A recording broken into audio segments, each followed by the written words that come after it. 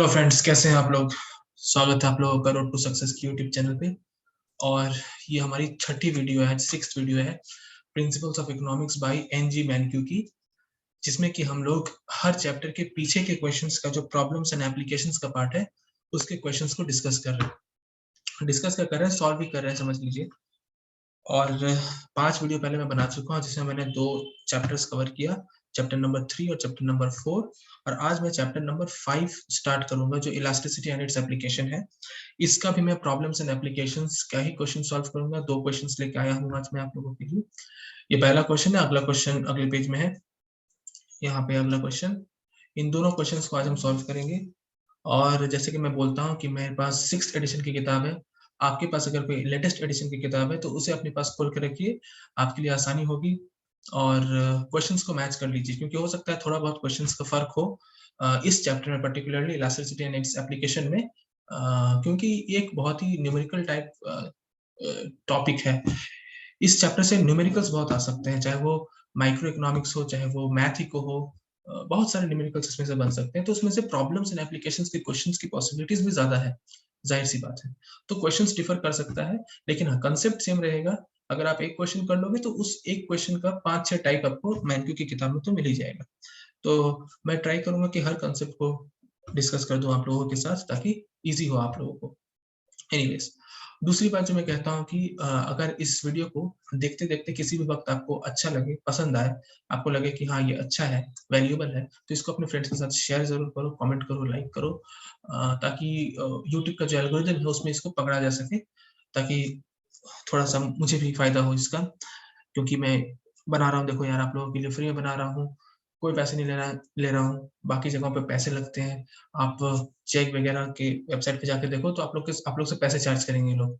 तो ये फ्री में है तो थोड़ा मुझे बेनिफिट इससे मिल जाता है, तो कोशिश करो लाइक करने का, कमेंट करने का, फायदा होगा। बाकी तो आप लोगों के ऊपर है, आप लोग को वीडियो कैसी लगेगी उसके ऊपर है।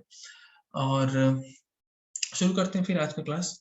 ये पहला क्वेश्चन है, इसको डिस्कस करेंगे, फिर अगले क्वेश्चन की तरफ जाएंगे। ओके, सो पहला क्वेश्चन क्या है कि suppose the business travellers and vacationers have the following demand for airline tickets from New York to Boston।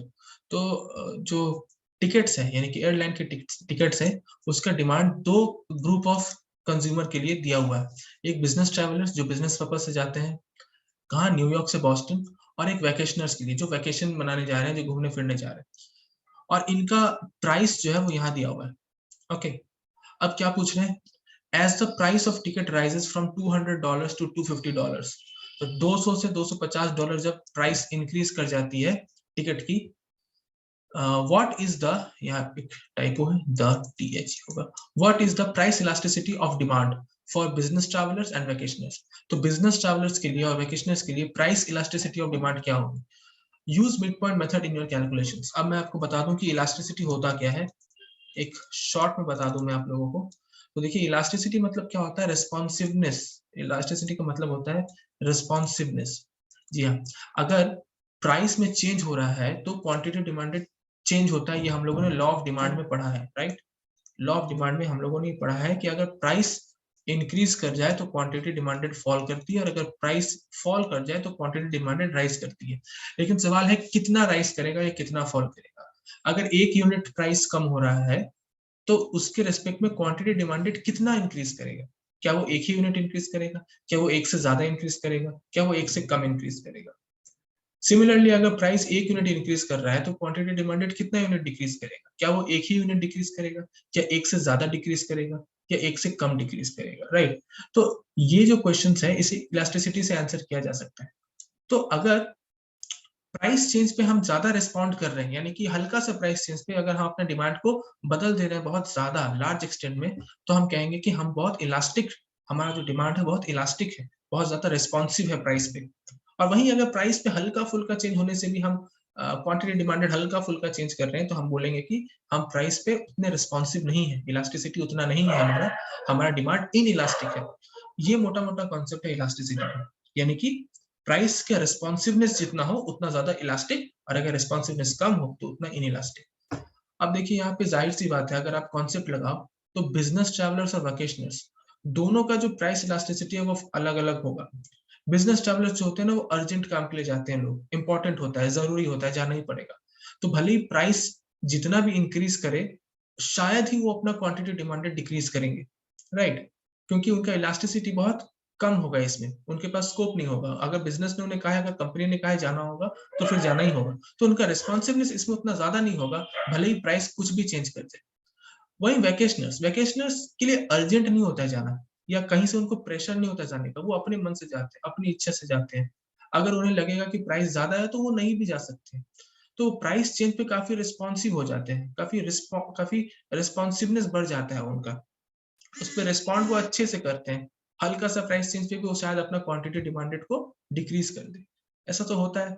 हम लोग जब वैकेशन पे जाते हैं तो हम लोग कितना कैलकुलेशन करके जाते हैं ना, कि अगर एसी सेकंड बोगी से जाएंगे तो इतना लगेगा, तो क्यों ना फर्स्ट थर्ड बोगी से ही चल जाते हैं, राइट? तो इस तरह का जो मैनिपुलेशन से हम लोग कर सकते हैं, हम लोग प्राइस पे रिस्पॉन्ड कर सकते हैं, लेकिन बिजनेस ट्रैवलर्स में नहीं कर सकते। तो जाहिर सी बात है कि इनकी जो इलास्टिसिटी है वो कम होगी और इनकी जो इलास्टिसिटी है वो ज्यादा होगी, right?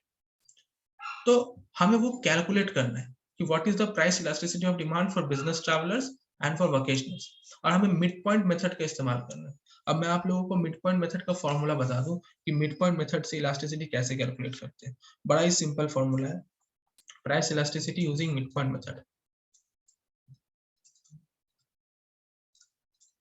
Price elasticity using mid point method of demand की प्राइस इलास्टिसिटी देख रहे हैं। अच्छा, सप्लाई की भी प्राइस इलास्टिसिटी हो सकती है, पर वो क्वेश्चन हम लोग बाद में डिस्कस करेंगे। वो डिपेंड करते हैं कि प्राइस इंक्रीज करने से या डिक्रीज करने से सप्लायर किस तरह से रिस्पॉन्ड करे, ठीक है?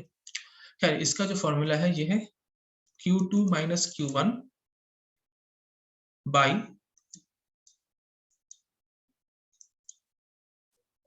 Q1 plus Q2 by 2 divided by P2 minus P1 divided by P1 plus P2 divided by 2।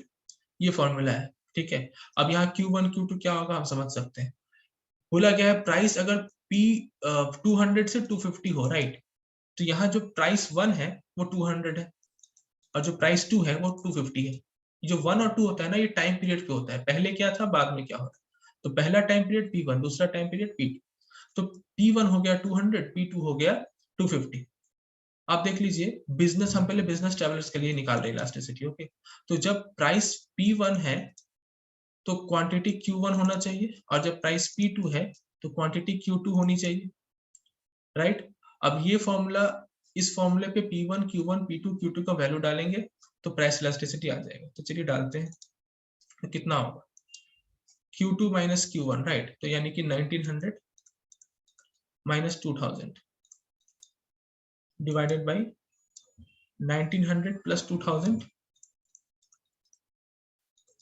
Divided by 2, यानी कि एवरेज निकाल ले रहे हैं उसका हम लोग, divided by P2 minus P1, यानी 250 माइनस 200 डिवाइडेड बाई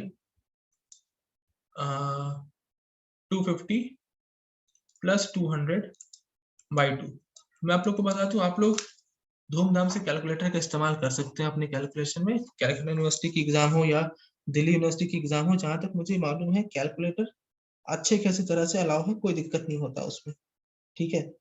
तो इसको सॉल्व करते हैं।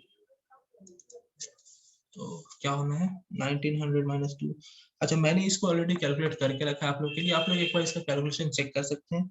इसका जो प्राइस इलास्टिसिटी आना है वो 0.23 आना है, नेगेटिव साइन को अवॉइड करके, ठीक है? नेगेटिव को अवॉइड कर रहे हैं हम लोग, मॉड में लेते हैं इलास्टिसिटी, याद रखिए elasticity is calculated in mod, okay?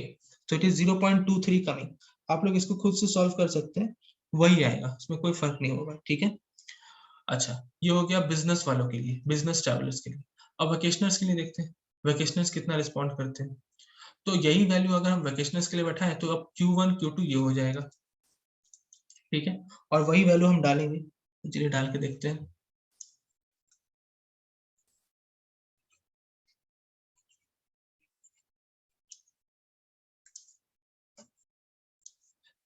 Q2 minus Q1 यानी कि 600 माइनस 800। अच्छा, अगर आपको मॉड नहीं देना तो आप 800 माइनस 600 भी लिख सकते हैं, उससे कोई फर्क नहीं पड़ता। 600 minus 800 by 600 plus 800 by 2 divided by 250 minus 200 by 250 plus 200 by 2। और अगर आप इसे कैलकुलेट करोगे तो आपका वैल्यू आना है 1.32। तो आप देख सकते हो कि इलास्टिसिटी जो ट्रैवलर्स वैकेशनर्स के लिए है वो है 1.32 और जो ट्रैवलर्स के लिए वो है 0.23, यानी कि ऑलमोस्ट 6 टाइम्स ज्यादा इलास्टिसिटी वैकेशनर्स का है देन बिजनेस ट्रैवलर्स। और ये मैंने आपको लॉजिक से बताया। जो बिजनेस ट्रैवलर्स है वो प्राइस चेंज पे उतना ज्यादा रिस्पॉन्ड नहीं कर पाएंगे, उनको जाना ही पड़ेगा, अर्जेंट है उनको। लेकिन वैकेशनर्स जो है वो प्राइस चेंज पे रिस्पॉन्ड कर सकते हैं। आई होप आप लोग को ये बात समझ में आ गई होगी। दूसरा क्वेश्चन क्या है, why might vacationers have a different elasticity from business travellers. ये तो सिंपल सी बात है जो मैंने आपको अभी बताया कि आखिर वैकेशनर्स का प्राइस इलास्टिसिटी अलग क्यों है, इसको जरा सोचिए। तो मैं इसको एक्चुअली आप लोग के लिए फॉर्मली लिख देता हूँ। लॉजिक तो मैंने बताया, क्योंकि वैकेशनर्स जो है उनका काम उतना अर्जेंट नहीं है तो वो उस पर रिस्पॉन्ड कर सकते हैं, राइट। अगर आपको इसका आंसर अच्छे से लिखना रहे तो आप क्या लिखोगे? तो आप बोल सकते हो कि प्राइस इलास्टिसिटी जो वैकेशनर्स का है वो एक्चुअली ज्यादा क्यों है बिजनेस ट्रैवलर से, क्योंकि वैकेशनर्स चूज कर सकते हैं, राइट। वैकेशनर के पास ऑप्शन है चूज करने का, लेकिन बिजनेस ट्रैवलर्स के पास वो ऑप्शन नहीं है। So you can write that the price elasticity of demand for the वैकेशनर्स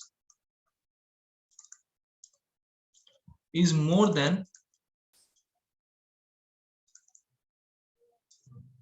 the business travelers because the vacationers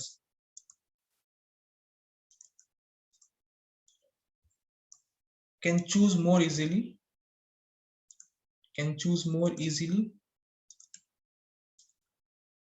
a different mode of transportation, suppose, right। वो एयरलाइन जो है जरूरी नहीं कि एयरलाइन से ही जाए, वो किसी और से भी जा सकते हैं भाई। ट्रांसपोर्टेशन का दूसरा मोड चूज कर सकते हैं, लाइक ड्राइविंग करके चले गए एंड ऑल, ट्रेन से चले गए। लेकिन बिजनेस ट्रैवलर्स को जल्दी जाना है, टाइम पे पहुंचना है, सो बिजनेस ट्रैवलर्स ऐसा नहीं कर सकते, इसलिए उनकी इलास्टिसिटी कम है इस पे। ओके, तो आई होप आपको ये समझ में आया होगा। आगे बढ़ते हैं नेक्स्ट क्वेश्चन की तरफ। तो ये हमारा नेक्स्ट क्वेश्चन, इसमें क्या लिखा है? इसमें लिखा है कि suppose the price elasticity of demand for heating oil is 0.2 in the short run and 0.7 in the long run. तो हीटिंग ऑयल की जो प्राइस इलास्टिसिटी है वो शॉर्ट रन में 0.2 है और लॉन्ग रन में 0.7 है। तो लॉन्ग रन में ज्यादा क्यों है आखिर? तो पहला question, if the price of heating oil rises from $1.8 to $2.2 per gallon, what happens to the quantity of heating oil demanded in the short run and in the long run? कोई बात नहीं, शॉर्ट रन के लिए ये वाला value लेंगे elasticity का और मिड पॉइंट फॉर्मूला लगाएंगे, क्योंकि बोल दिया मिड पॉइंट फॉर्मूला। और लॉन्ग रन के लिए ये वाला वैल्यू लेंगे इलास्टिसिटी का और मिड पॉइंट फॉर्मूला लगाएंगे। तो पहले शॉर्ट रन के लिए निकाल लेते हैं भाई। शॉर्ट रन के लिए फॉर्मूला क्या है? तो फॉर्मूला तो अभी हम लोगों ने देखा, Q2 minus Q1 by Q1 plus Q2 by 2 divided by P2 minus P1 by P1 plus P2 by 2। ठीक है, अब जब हम शॉर्ट रन के लिए निकाल रहे हैं तो इलास्टिसिटी की जगह लेंगे वैल्यू 0.2 का। ठीक है, अच्छा, अब if the price of heating oil rises from $1.8 to $2.2 per gallon, तो कितना चेंज हो रहा है प्राइस में? 1.8 से 2.2, राइट। तो हम लिख सकते हैं नीचे 2.2 minus 1.8 और यहाँ क्या लिख सकते हैं 2.2 plus 1.8 by 2। ठीक है, और ऊपर क्या होना है? ऊपर हमें ये देखना है कि what happens to the quantity of heating oil demanded in the short run। तो कितना चेंज होगा ये हमें बस मेजर करना है, कितना चेंज होगा। ठीक है, तो Q2 minus Q1 by Q1 plus Q2 by 2 ये हमें ऊपर निकालना है। ठीक है, ये वाला फैक्टर निकालेंगे। तो इस पूरे फैक्टर को मैं सपोज x मान लेता हूँ, तो ये क्या हो जाएगा? It will be 0.2 equals to x by So 2.2 minus 1.8. So it is 0.4, right? 2.2 minus 1.8. 0.4. And here 2.2 plus 1.8 is 4. 4 by 2 is 2. Right? 2.2 plus 1.8 is 4. 4 by 2 is 2. So it will become x equals to 0.2 into 0.4 into 2. So x will be 0.4 into 0.2 into 2, that is 0.16, right? So x is 0.16, यानी quantity जो change है उसका unit 0.16 होगा. So what happens to the quantity of heating oil demanded in the short? Now just think of it. What is this? What is this? Q2 minus Q1 by Q1 plus Q2 by 2, right? So see, this is the average quantity, right? And this is the change in quantity, right? So on an average, the quantity change is 0.16 in the quantity demanded, right? When the elasticity is for the short run. यही चीज अगर हम long run के लिए करें तो क्या होना है? कुछ नहीं, बस ये 0.2 की जगह 0.7 हो जाना है. यहाँ भी 0.7 हो जाना है. यहाँ भी 0.7 हो जाना है. और ये वैल्यू बदल जानी है. तो अब इसका वैल्यू क्या हो जाएगा? 0.7 times 0.4 times 2, so it is 0.56. तो लॉन्ग रन में इसकी इलास्टिसिटी ज्यादा है. तो हम देख सकते हैं कि शॉर्ट रन में elasticity was 0.16, sorry quantity demanded was 0.16, और लॉन्ग रन में इट इज 0.56. तो लॉन्ग रन में ज्यादा क्वांटिटी चेंज हो जाएगा, यानी कि रिस्पॉन्सिवनेस ज्यादा होगा. प्राइस चेंज के कारण रिस्पॉन्सिवनेस ज्यादा होगा लॉन्ग रन में देन द शॉर्ट रन. अब जो सेकंड क्वेश्चन उस पे आते हैं कि why might this elasticity depend on the time horizon. तो आखिर ये टाइम हॉरिजन पे क्यों डिपेंड कर रहा है? क्यों शॉर्ट रन में इलास्टिसिटी कम है और रिस्पॉन्सिवनेस भी कम है? प्राइस चेंज करने से सिर्फ 0.6 डिमांड चेंज होता है, 0.16, और लॉन्ग रन में प्राइस इलास्टिसिटी ज्यादा क्यों है और प्राइस चेंज करने से ज्यादा क्वांटिटी डिमांड चेंज क्यों होता है? तो थिंक ऑफ इट. देखिए, टाइम हॉरिजन जो है ना, टाइम हॉरिजन इलास्टिसिटी का एक इंपॉर्टेंट फैक्टर है. अगर आप ज्यादा वक्त के लिए वेट करिएगा तो आपका जो इलास्टिसिटी है ना वो भी बड़ा हो जाएगा. क्यों? अब पर्टिकुलरली हीटिंग ऑयल में तो होगा ही. क्यों? क्योंकि देखिए, जब हीटिंग ऑयल का प्राइस चेंज हो रहा है तो in the short run people don't have any other